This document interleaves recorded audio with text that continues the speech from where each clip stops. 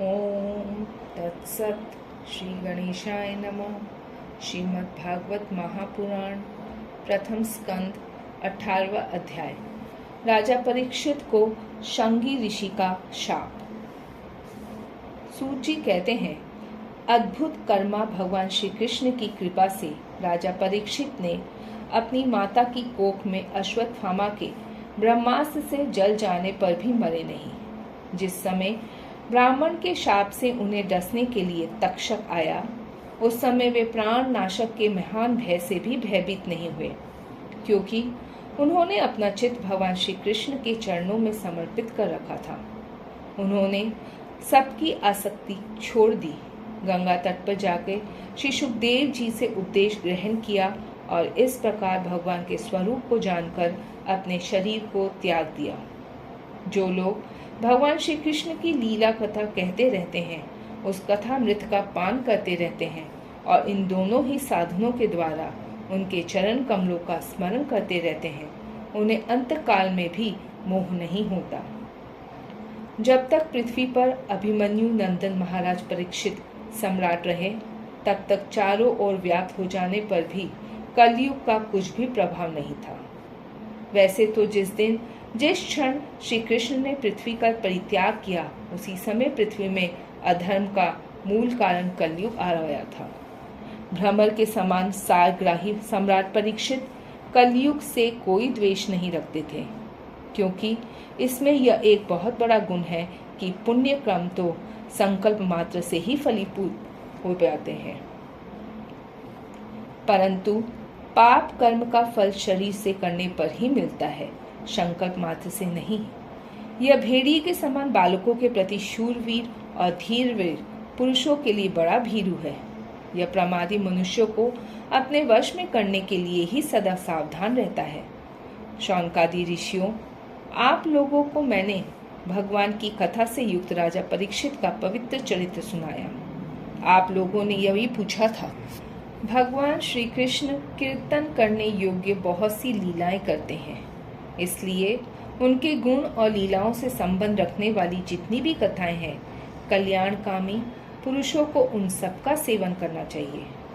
ऋषियों ने कहा, सौम्य स्वभाव सूत जी, आप युग युग जिए, क्योंकि मृत्यु के प्रभाव में पड़े हुए हम लोगों को आप भगवान श्री कृष्ण की अमृतमयी उज्जवल कीर्ति का श्रवण कराते हैं। यज्ञ करते करते उसके धुएं से हम लोगों का शरीर धूमिल हो गया है, फिर भी इस कर्म का कोई विश्वास नहीं है।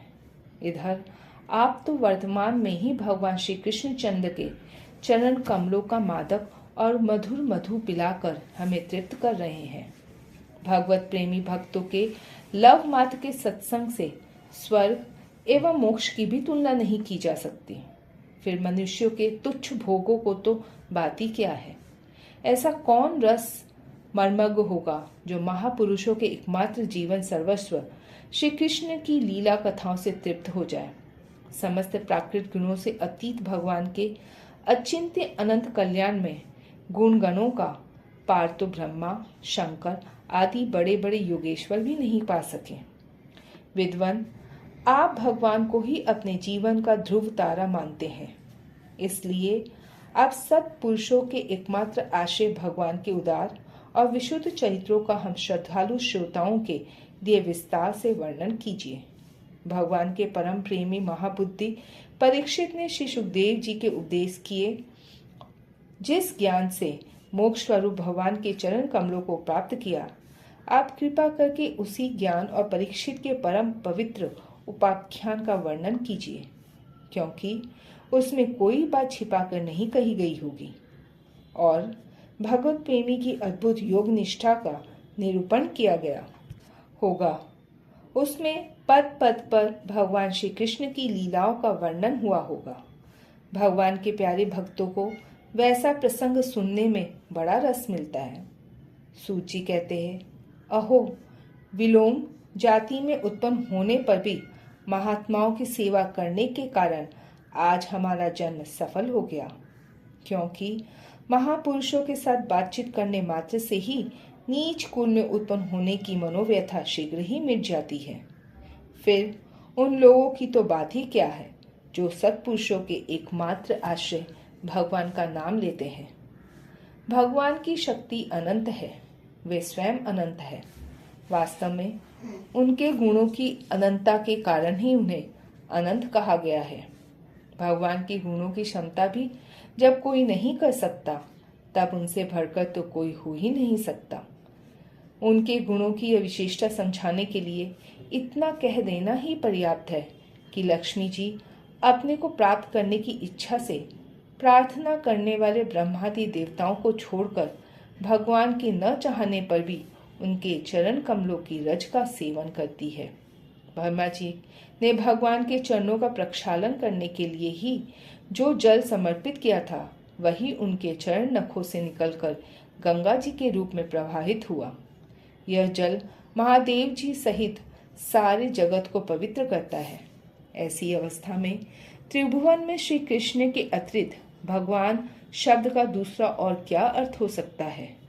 जिनके प्रेम को प्राप्त करके धीर पुरुष बिना किसी हिचक के देह गेह आदि की दृढ़ आसक्ति को छोड़ देते हैं और उस अंतिम परमहंस आश्रम को स्वीकार करते हैं, जिसमें किसी को कष्ट न पहुंचाना और सब ओर से उपशांत हो जाना ही स्वधर्म होता है। सूर्य के समान प्रकाशमान महात्माओं, आप लोगों ने मुझसे जो कुछ पूछा है वह मैं अपनी समझ के अनुसार सुनाता हूँ। जैसे पक्षी अपनी शक्ति के अनुसार आकाश में उड़ते हैं, वैसे ही विद्वान लोग भी अपनी अपनी बुद्धि के अनुसार ही श्री कृष्ण की लीला का वर्णन करते हैं। एक दिन राजा परीक्षित धनुष लेके वन में शिकार खेलने गए हुए थे। हरिणों के पीछे दौड़ते दौड़ते वे थक गए और उन्हें बड़े जोर की भूख और प्यास लगी। जब कहीं उन्हें कोई जलाशय नहीं मिला, तब वे पास के ही एक ऋषि के आश्रम में घुस गए। उन्होंने देखा कि वहां आंखें बंद करके शांत भाव से एक मुनि आसन पर बैठे हुए हैं। इंद्रिय, प्राण, मन और बुद्धि के निरुद्ध हो जाने से वे संसार से ऊपर उठ गए थे। जागृत, स्वप्न, सुषुप्ति तीनों अवस्थाओं से रहित निर्विकार ब्रह्म रूप तुरीय पद में वे स्थित थे। उनका शरीर बिखरी हुई जटाओं से और कृष्ण मृगशम से ढका हुआ था। राजा परीक्षित ने ऐसी ही अवस्था में उनसे जल मांगा, क्योंकि प्यास से उनका गला सूखा जा रहा था। जब राजा को वहां बैठने के लिए तिनके का आसन भी न मिला, किसी ने उन्हें भूमि पर बैठने को न कहा, अर्घ और आदर भरी मीठी बातें तो कहां से मिलती। तब अपने को अपमानित सा मानकर वे क्रोध के वश हो गए। शौनक जी, वे भूख प्यास से छटपटा रहे थे, इसलिए एकाएक उन्हें ब्राह्मण के प्रति ईर्ष्या और क्रोध हो आया। उनके जीवन में इस प्रकार का यह पहला ही अवसर था। वहां से लौटते समय उन्होंने क्रोधवश धनुष की नोक से एक मरा हुआ सांप उठा के ऋषि के गले में डाल दिया और अपनी राजधानी में चले आए। उनके मन में यह बात आई कि इन्होंने तो अपने नेत्र बंद कर रखे हैं, सो क्या वास्तव में इन्होंने अपनी सारी इंद्रिय वृत्तियों का निरोध कर लिया है, अथवा इन राजाओं से हमारा क्या प्रयोजन है। यह सोचकर इन्होंने झूठ मूठ समाधि का ढोंग रच रखा है। उन शमिक मुनि का पुत्र बड़ा ही तेजस्वी था। वह दूसरे ऋषि कुमारों के साथ पास ही खेल रहा था। जब उस बालक ने सुना कि राजा के मेरे पिता के साथ दुर्व्यवहार किया, तब वह इस प्रकार कहने लगा, ये नरपति कहलाने वाले लोग उच्छिष्ट भोजी कौओं के समान शुंड मुशुंड होकर कितना अन्याय करने लगे हैं। ब्राह्मणों के दास होकर भी ये दरवाजे पे पहरा देने वाले कुत्ते के समान अपने स्वामी का ही तिरस्कार करते हैं। ब्राह्मणों ने क्षत्रियों को अपना द्वारपाल बनाया है। उन्हें द्वार पर रहकर रक्षा करनी चाहिए। घर में घुसकर स्वामी के बर्तनों में खाने का उसे अधिकार नहीं है। अतएव उन मार्गगामियों के शासक भगवान श्री कृष्ण के परम धाम पधार जाने पर इन मर्यादा तोड़ने वालों को आज मैं दंड देता हूँ। मेरा तपोबल देखो। अपने साथी बालकों से इस प्रकार कहकर क्रोध से लाल लाल आंखें वालों इन ऋषि कुमार ने कौशिकी नदी के जल से आचमन करके अपने वाणी रूपी व्रज का प्रयोग किया। कुलंकार परीक्षित ने मेरे पिता का अपमान करके मर्यादा का उल्लंघन किया है, इसलिए मेरी प्रेरणा से आज से 7वें दिन उसे तक्षक सर्प डस लेगा। इसके बाद वह बालक अपने आश्रम पर आया और अपने पिता के गले में सांप देकर उसे बड़ा दुख हुआ तथा वह डाह मारकर रोने लगा। विप्रवर शौनक जी, शमक मुनि ने अपने पुत्र का रोना चिल्लाना सुनकर धीरे धीरे अपनी आंखें खोली और देखा कि उनके गले में एक मरा सांप पड़ा है। उसे फेंक कर उन्होंने अपने पुत्र से पूछा, बेटा तुम क्यों रो रहे हो? किसने तुम्हारा अपकार किया है? उनके इस प्रकार पूछने पर बालक ने सारा हाल कह दिया। ब्रह्मर्षि शमीक ने राजा के शाप की बात सुनकर अपने पुत्र का अभिनंदन नहीं किया। उनकी दृष्टि में परीक्षित शाप के योग्य नहीं थे। उन्होंने कहा, ओह मूर्ख बालक, तूने बड़ा पाप किया। खेद है कि उनकी थोड़ी सी गलती के लिए तूने उनको इतना बड़ा दंड दिया। तेरी बुद्धि अभी कच्ची है। तुझे भगवत स्वरूप राजा को साधारण मनुष्यों के समान नहीं समझना चाहिए, क्योंकि राजा के दुस्सह तेज से सुरक्षित और निर्भय रहकर ही प्रजा अपना कल्याण संपादन करती है। जिस समय राजा को रूप धारण करके भगवान पृथ्वी पर नहीं दिखाई देंगे, उस समय चोर बढ़ जाएंगे और अरक्षित भेड़ों के समान एक क्षण में ही लोगों का नाश हो जाएगा। राजा के नष्ट हो जाने पर धन आदि चुराने वाले चोर जो पाप करेंगे, उसके साथ हमारा कोई संबंध न होने पर भी वह हम पर भी लागू होगा, क्योंकि राजा के न रहने पर लुटेरे बढ़ जाते हैं और वे आपस में मार पीट गाली गलौज करते हैं। साथ ही पशु, स्त्री और धन संपत्ति भी लूट लेते हैं। उस समय मनुष्यों का वर्णाश्रम चार युक्त वैदिक आर्य धर्म लुप्त हो जाता है। अर्थ, लोभ और काम वासना के विवश होकर लोग कुत्तों और बंदरों के समान वन शंकर हो जाते हैं। सम्राट परीक्षित तो बड़े ही यशस्वी और धर्म धुरंधर है। उन्होंने बहुत से अश्वमेध यज्ञ किए हैं और वे भगवान के परम प्यारे भक्त हैं। वे ही राशि भूख प्यासे व्याकुल होकर हमारे आश्रम पर आए थे। वे शाप के योग्य कदापि नहीं है। इस नासमझ बालक ने हमारे निष्पाप सेवक राजा का अपराध किया। सर्वात्मा भगवान कृपा करके इसे क्षमा करे।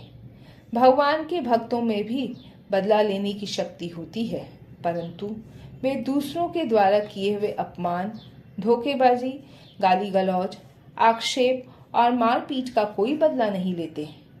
महामुनि शमीक को पुत्र के अपराध पर बड़ा पश्चाताप हुआ।